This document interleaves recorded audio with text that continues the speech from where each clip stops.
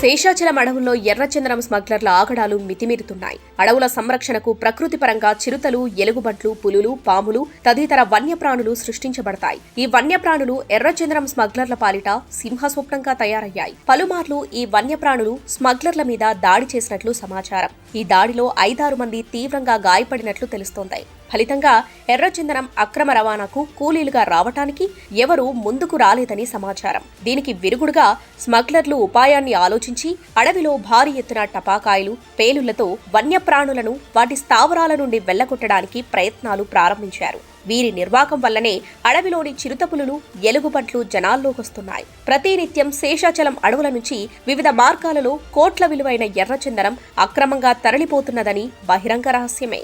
చంద్రగిరి, పీలేరు, రాయచోటి, రాజంపేట, కోడూరు, తిరుపతి నియోజకవర్గాల నుంచి చెన్నై, బెంగళూరుకు నిత్యం తరలిపోతున్నాయి. ఎక్కువగా రేణికుంట, పుత్తూరు, నెండ్రకుంట, పెనుమూరు, జీడినెల్లూరు, మదనపల్లి, పుంగనూరు మార్గాల ద్వారా అక్రమ రవాణా జరుగుతోంది. దీని వెనుక అధికారం పలుకుబడి ఉన్న కొందరు ప్రముఖ నాయకుల హస్తముందని అందరికీ తెలిసిందే. అలాగే కొందరు అధికారులు కూడా లంచాలకు ఆశపడి దొంగలకు సహకరిస్తున్నారన్నది బహిరంగ రహస్యమే. కంటి తుడుపు చర్యగా అప్పుడప్పుడు కొందరిని అరెస్టు చేసి అధికారులు చేతులు దులుపుకుంటున్నారు.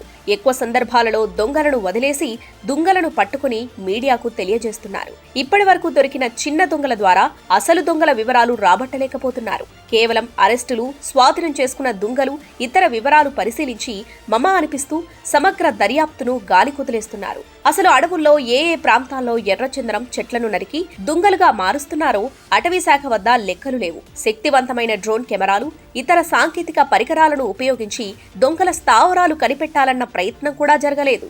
చంద్రమండలానికి రాకెట్లు, ఉపగ్రహాలను పంపగలుగుతున్న నేపథ్యంలో అడవి దొంగలను కనిపెట్టలేకపోవడం వింతగా ఉందని పలువురు అనుమానం వ్యక్తం చేస్తున్నారు. ప్రభుత్వం అధికారులకు చిత్తశుద్ధి లేకపోవడం వల్లనే ఎర్రచందనం దొంగలను నిర్మూలించలేకపోతున్నారని ఆరోపిస్తున్నారు. ప్రత్యేక దర్యాప్తు బృందాలు, ఆధునిక సాంకేతిక పరిజ్ఞానం, పరికరాలు ఉపయోగించి అక్రమ రవాణా అరికట్టాలన్న ఉద్దేశం ప్రభుత్వంకు లేకపోవడంతో ఎర్రచందనం స్మగ్లర్లు శేషాచలం అడవులను తమ సొంత జాగీరుగా భావించి ఎర్రచందనంను కొల్లగొడుతున్నారు. వైసీపీ ప్రభుత్వం అధికారంలోకి వచ్చాక సహజ వనరులపై పడ్డారన్న ఆరోపణలున్నాయి. కావేవి దోపిడీకి అనర్హమన్నట్టుగా పరిస్థితి మారింది.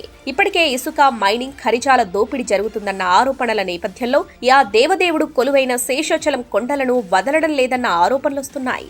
తాజాగా చిరుతల దాడుల వెనుక కోణాన్ని అందరూ ఒకవైపే చూస్తున్నారు. కానీ ఎర్రచందనం దోపిడి ముఠాలు శేషాచలాన్ని ఆక్రమించడంతోనే చిరుతలు జనావాసాల్లోకి వస్తున్నాయన్న సంచలన నిజాలు వెలుగు చూస్తున్నాయి. కలియుగ ప్రత్యక్ష దైవం శేషాచల అడవుల్లో 7 కొండలపై కొలువుదీరిన వెంకటేశ్వర స్వామిని దర్శించుకోవడానికి నిత్యం 1,00,000 మంది తిరుమలకు వస్తూ ఉంటారు. వేల మంది నడకదారిలో 7 కొండలెక్కుతారు. తిరుమల కనుమదారిలో గతంలో తరచూ ఏనుగులు ప్రత్యక్షమయ్యేవి. కానీ అవి భక్తులకు ఎలాంటి హాని తలపెట్టలేదు. కానీ కొన్ని రోజులుగా క్రూర మృగాలు భక్తుల నడకదారిలోకొస్తున్నాయి, భక్తులపై దాడి చేస్తున్నాయి. గడిచిన 2 నెలల్లో 2 చిన్నపిల్లలపై చిరుతపులులు దాడి చేశాయి. ఓ బాలుడు చిరుత దాడి నుంచి బయటపడగా చిన్నారి లక్షితను చిరుత చంపేసింది. ఈ దారిలో 5 చిరుతలు తిరుగుతున్నట్లు అధికారుల ఫ్లాష్ కెమెరాల సహాయంతో గుర్తించారు. ఇక ఎలుగుబంట్లు కూడా ఈ మార్గంలో తిరుగుతూ భక్తులను హడలెత్తిస్తున్నాయి. గతంలో ఎన్నడూ లేనిది చిరుతలు ఇలా ఎందుకు అడవి దాటి కనిపిస్తున్నాయి? తిరుమల నడకదారిలోకి చిరుతలు, వన్యప్రాణులు ప్రవేశించడం వెనుక అసలు కారణం ఎర్రచందనం స్మగ్లింగ్. శేషాచల అడవుల్లో విచ్చలవిడిగా పేలుళ్లు జరుపుతూ ఉండటంతో వన్యప్రాణులు భయంతో జనసంచారమున్న ప్రాంతాల్లోకి వస్తున్నాయి. ఇది అందరికీ తెలిసిన వాస్తవం. అధికారులు, పాలకులు ఈ అంశంపై దృష్టి పెట్టకుండా భక్తులపై ఆంక్షలు విధిస్తున్నారు. శేషాచలం అడవులను ఎర్రచందనం ఖజానాగా పేర్కొంటారు. రోజు టన్నుల కొద్దీ నరికి తరలించేస్తున్న తరిగిపోని సంపద ఈ అడవుల్లో దాగి ఉంటాయి. దశాబ్దాలుగా సాగుతున్న ఎర్రచందనం అక్రమ నరికివేత వైసీపీ ప్రభుత్వం వచ్చాక 3 ఏళ్లుగా ఊపందుకుందన్న ఆరోపణలు వినిపిస్తున్నాయి. అటవీ శాఖ టాస్క్ ఫోర్స్ పేరుకే తప్ప క్రియాశీలకంగా లేవు. అడవుల్లో కూంబింగ్, స్మగ్లర్లపై దాడులు, వెంటాడి పట్టుకోవడం వంటి చర్యలు దాదాపుగా లేవు. వాహనాలు అదుపు తప్పి తిరగబడి ఎర్రచందనం బయటపడితేనో, చెక్పోస్టుల్లో దొరికిపోతేనో మాత్రమే చందనం దుంగలు దొరికాయని లెక్కలు చెబుతున్నారు. దుంగలు దొరికినా దొంగలు మాత్రం దొరకరు. అరుదుగా దొంగలు పట్టుబడ్డా బలహీనమైన కేసులతో బయటపడి మళ్లీ అడవి బాట పడుతున్నారు. ఈ విధంగా శేషాచలంలో స్మగ్లర్ల సంఖ్య ఇబ్బడి ముబ్బడిగా పెరిగిపోతుంది. వారి కార్యకలాపాలకు అడ్డు అదుపు లేదు. విచ్చలవిడిగా చందనం చెట్లు నరికి పోగులు పెడుతున్నారు. అడవులను గుప్పెట పెట్టుకుంటున్న క్రమంలో స్మగ్లర్లు అడవుల్లో తుపాకులు, మారణ ఆయుధాలతో సంచరిస్తూ ఉండటంతో ఏనుగులు, వన్యప్రాణులు అక్కడి నుంచి పారిపోతున్నాయి. ఈ స్మగ్లర్లే బెదరకొడుతున్నారు. తమ స్మగ్లింగ్ కు అడ్డుపడతాయనే భయంతో అలజడి సృష్టిస్తున్నారు. ఏనుగులు, క్రూర మృగాలు తారసపడితే భీకర శబ్దాలు చేసి తరమడం, తుపాకులతో శబ్దాలు చేయడం, రాళ్లు విసరడం, నిప్పు రాజేయడం వంటి చర్యలు చేపడుతున్నారు. దీంతో జంతువులు అడవి దాటి పరుగులు తీస్తున్నాయని చెబుతున్నారు. ఎర్రచందనం దుంగలతో పాటు వన్యప్రాణుల మాంసం, చర్మం కూడా స్మగ్లర్లకు ఆదాయ మార్గంగా మారిందంటున్నారు. వేటాడేస్తున్నారు.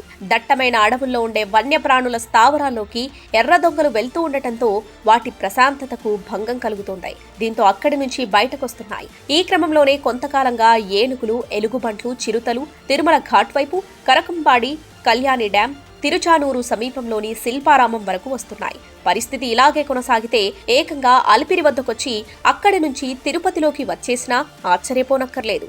ఇప్పటికే అటు శ్రీవారి భక్తుల్లో భయం మొదలైంది. ఇప్పటికైనా పాలకులు భక్తులపై ఆంక్షల గురించి కాకుండా అడవిలో అలజడిపై దృష్టి పెట్టాల్సిన అవసరం ఉంది. ఎర్ర దొంగలను పట్టుకుంటే అడవిని జంతువులకు వదిలేస్తే అవి తిరుమల భక్తులకు హాని తలపెట్టకుండా వాటి మానాన అవి ఉంటాయి. శక్తివంతమైన డ్రోన్ కెమెరాలు, ఇతర సాంకేతిక పరికరాలను ఉపయోగించి దొంగల స్థావరాలను కనిపెట్టి ఎర్రచందనం దొంగలను నియంత్రణ చేయగలిగితే చిరుతలు, ఎలుగుబంట్లు వాటి స్థావరాలలో ఉండి భక్తులకి ఇబ్బంది ఉండదు.